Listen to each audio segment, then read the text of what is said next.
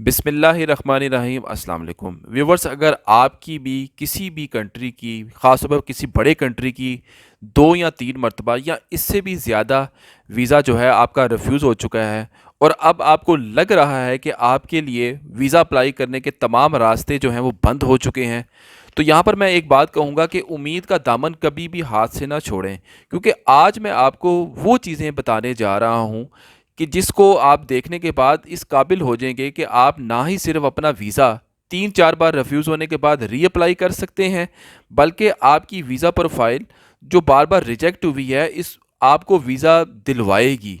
और कैसे दिलवाएगी, आज मैं आपको तमाम वो चीज़ें बताऊंगा जो गलतियां आप लोग करते हैं, माजी में करते आ रहे हैं। इन गलतियों का आप लोगों को, ज़्यादातर लोगों को पता नहीं होता और आपकी जो है रिफ्यूज़ल आ जाती है।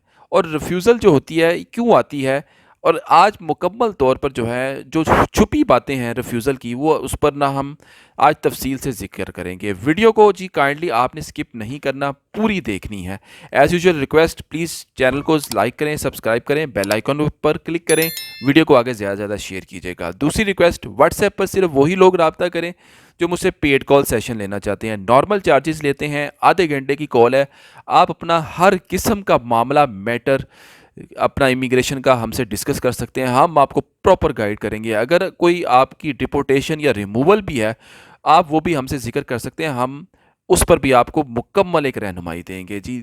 तो बगैर वक़्त ज़ाया किए जी स्टार्ट करते हैं जी वीडियो को। जी देखिए जी, पाकिस्तानियों को आजकल रिजेक्शन पर रिजेक्शन का सामना है, क्योंकि आप लोग बार बार वही गलतियां कर रहे हैं जो छुपी हुई हैं और आपको पता नहीं चल रही। वो छुपी हुई गलतियां क्या हैं वो बताऊंगा, और ये छुपी हुई गलतियों का लोगों की अक्सरियत को नहीं पता, और इस गलतियों को फिक्स कैसे करना है ये बड़ा अहम मामला है कि ये भी मैं बताऊंगा। इस वीडियो को नाज़रीन पूरा देखने के बाद आप इस काबिल हो जाएंगे कि अब आपने कौन कौन से एक्शंस लेने हैं ताकि आपकी दोबारा रिजेक्शन ना हो और आपकी रिजेक्शन अब इस दफ़ा अप्रूवल में बदले। वो कैसे होगा वो आपको मैं आज आपको बताने जा रहा हूँ।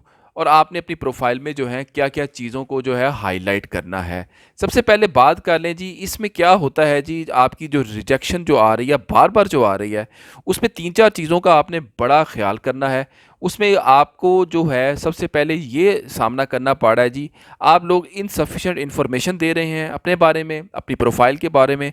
उसके बाद आपका कोई ना कोई डॉक्यूमेंट मिस होता है, आप लगाते नहीं हैं, जल्दबाजी में होते हैं तो डॉक्यूमेंट आप लगाना भूल जाते हैं या वो तैयार नहीं होता। उसके बाद weak ties to home countries, इस पर भी आप लोग फोकस नहीं कर रहे। ये वो तमाम चीज़ें हैं जिनको आप लोग अपनी वीज़ा एप्लीकेशन में सही तरीके से आप एड्रेस नहीं कर रहे।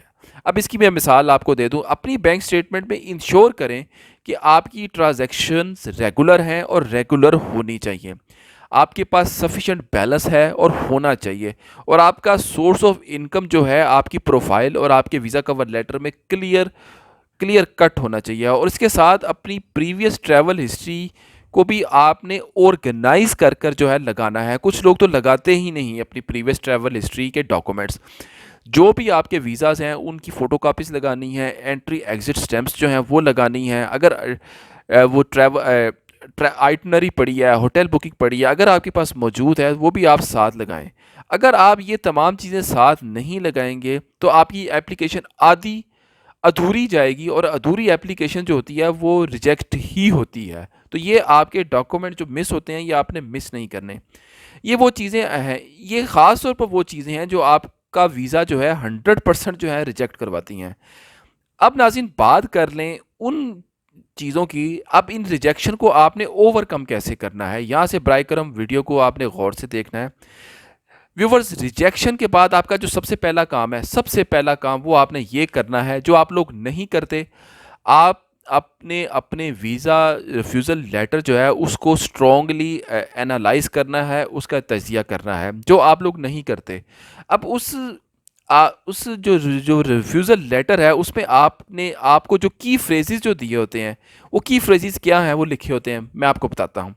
Insufficient finances, home ties, false info, जो भी आप पर ये शिकें या क्लोजेस लगी होती हैं इनको आपने हाईलाइट करना है। सबसे पहले अपने तौर पर हाईलाइट करें और अपने रिफ्यूज़ल की क्लोजेस को कैटेगराइज करें, एक पेज में लिखें और कैटेगराइज करें। और सेपरेटली आपने इन क्लॉजेस को जो आप पर लगी हैं उनको स्पेसिफिकली सेपरेटली कैटेगराइज करना है और फिर देखें। उसके बाद आपने देखना है कि आपकी प्रोफाइल में वाकई ये चीज़ें कमज़ोर थी कि नहीं। अगर आप पर लिखा, आप पर ये क्लॉज लगी है फॉल्स इन्फो, तो आप अपने डॉक्यूमेंट पर एनालाइज करें कि आपने वाकई कोई गलत बयानी की है।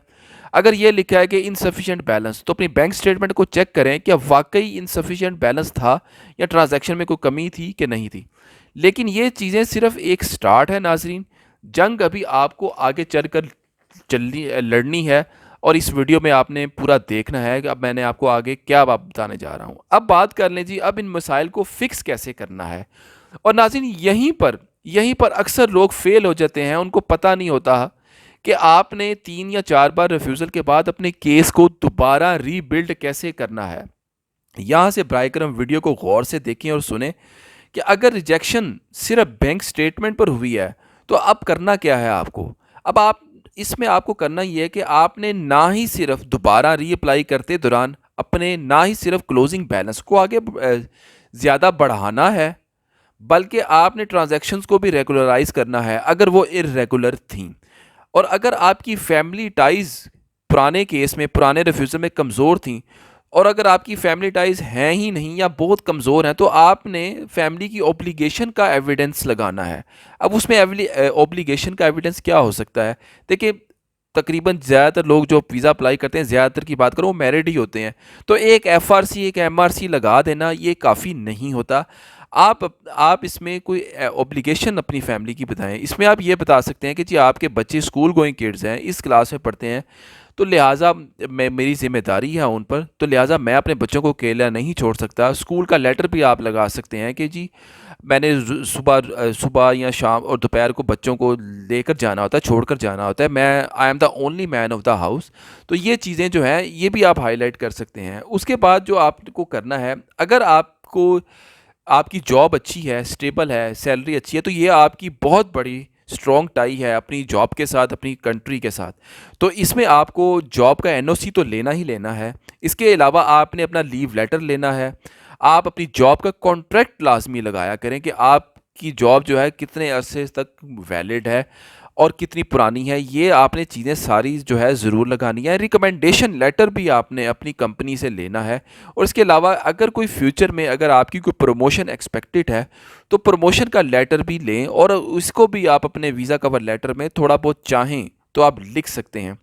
तो ये सारी चीज़ें, ये सारे डॉक्यूमेंट्स आपने साथ लगाने हैं। सिर्फ एक लीव लेटर, एनओसी ले लिया और बस एक काफ़ी है, ये काफ़ी नहीं है। आपने ये 3-4 लेटर जो हैं आपने अपनी कंपनी से लें। ये it's make your case stronger.